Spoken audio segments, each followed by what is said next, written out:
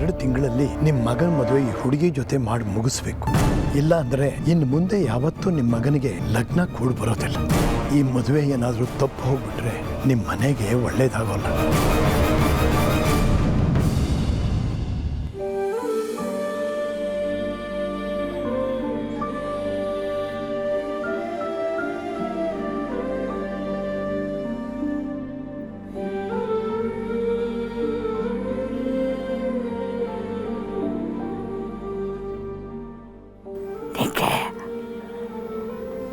ಮಸಾಲೆ ದೋಸೆ ಅಂದರೆ ತುಂಬ ಇಷ್ಟ ಅಲ್ವಾ?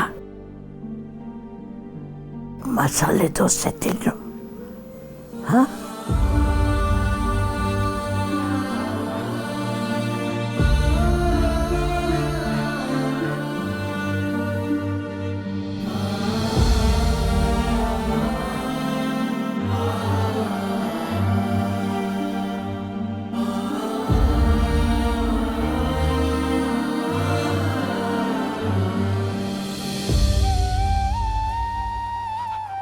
ಅಜ್ಜಿ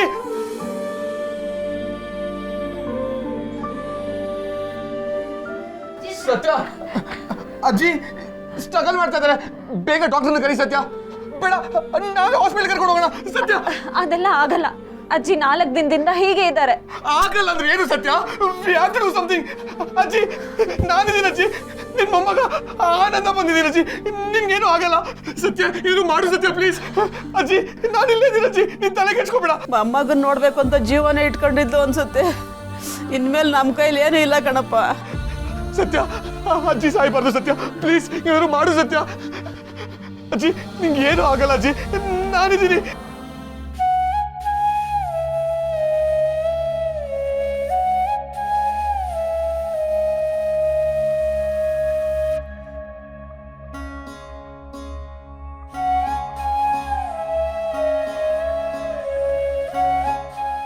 ನೂರಾರು ಜನಕ್ಕೆ ತುತ್ತಿಟ್ಟು ಜೀವ ಅದು. ಕೊನೆಗೆ ನಿನ್ನ ಕೈನಲ್ಲೇ ತುಳಸಿ ನೀರು ಬಿಡಿಸ್ಕೋಬೇಕಂತ ಆಸೆ ಪಟ್ಟಿತ್ತೋ ಏನೋ.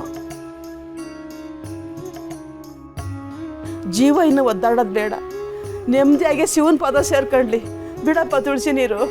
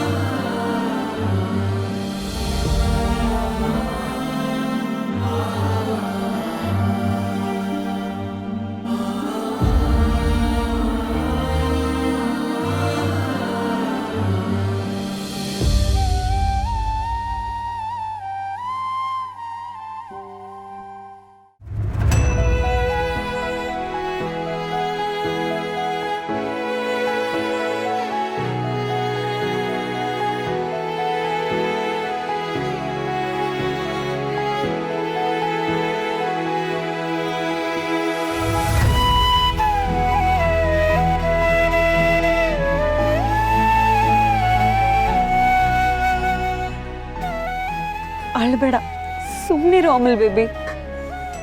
ಸತ್ಯ, ನಾನು ಯಾವತ್ತು ಇಷ್ಟು ಹತ್ರದಿಂದ ಸಾವು ನೋಡೇ ಇಲ್ಲ ಸತ್ಯ. ಅಜ್ಜಿ ಅಜ್ಜಿ ನನ್ನ ಕೈ ಹಿಡ್ಕೊಂಡೆ ಪ್ರಾಣ ಬಿಟ್ಬಿಟ್ರು ಸತ್ಯ. ಅಜ್ಜಿ ಆ ಕ್ಷಣಕ್ಕೋಸ್ಕರನೇ ಜೀವನ ಹಿಡ್ಕೊಂಡಿದ್ಲು ಅನ್ಸುತ್ತೆ. ಅವಳಿಗೆ ಹೀಗೆ ನೆಮ್ಮದಿ ಸಿಕ್ಕಿರುತ್ತೆ.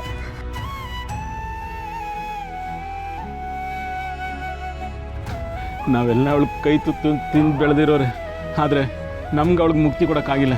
ಆ ಋಣ ನಿನಗಿತ್ತು ಅನಿಸುತ್ತೆ.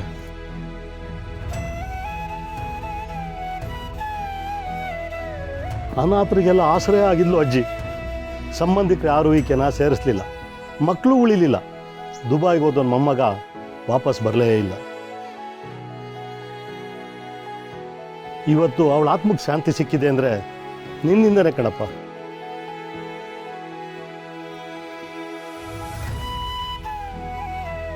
ಆಗ್ಬೇಕಾಗಿರೋ ಕೆಲಸ ನೋಡಿ ನಡ್ರಿ.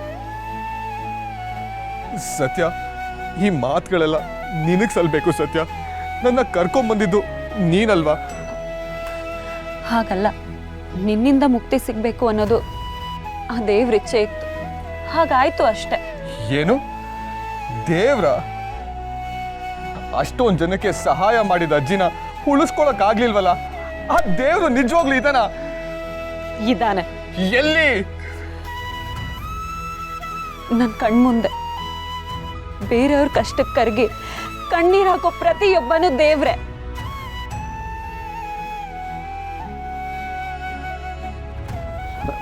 ಮೈದಾ, ಮನೆಯಿಂದ ಫೋನ್ ಮೇಲೆ ಫೋನ್ ಮಾಡ್ತಿದ್ದಾರೆ ಕಣೋ. ಪೂಜೆಗೆ ಲೇಟ್ ಆಯ್ತು ಅನ್ಸುತ್ತೆ. ಇನ್ನು 10 ನಿಮಿಷದಲ್ಲಿ ನಾವು ಅಲ್ಲಿರ್ಬೇಕು. ಅಷ್ಟೊಂದು ಸತಿ ಕಾಲ್ ಬರ್ತಿದ್ರೆ ಫೋನ್ ರಿಸೀವ್ ಮಾಡಿ ಎಮರ್ಜೆನ್ಸಿ ಅಂತ ಹೇಳ್ಬೇಕಲ್ವಾ ಬಾಮೈದ? ಇಲ್ಲ ಅಂದ್ರೆ ಫೋನ್ ರಿಸೀವ್ ಮಾಡಿ ನನ್ನ ಕೈ ಕೊಡ್ಬೇಕಾಗಿತ್ತಲ್ವಾ? ಮೈದಾ, ಹಿಂಗೆ ಮಾತಾಡ್ಕೊಂಡು ನಿಂತ್ಕೊಂಡ್ರೆ ಟೈಮ್ ವೇಸ್ಟ್ ಅಷ್ಟೇ. ಬಾ, ಬೇಗ ಹೋಗೋಣ. 10 ನಿಮಿಷದಲ್ಲಿ ಅಲ್ಲಿಗೆ ಹೇಗೆ ಹೋಗೋಕ್ಕಾಗತ್ತೆ ಬಾಮೈದ? ನಾವು ಕಾರ್ ತಗೊಂಡು ಟ್ರಾಫಿಕಲ್ಲಿ ಹೋಗೋಷ್ಟರಲ್ಲಿ ಫಂಕ್ಷನ್ನೇ ಮುಗ್ದೋಗಿರುತ್ತೆ. ಅದಕ್ಕೆ ನನ್ನ ಹತ್ರ ಒಂದು ದಾರಿ ಇದೆ.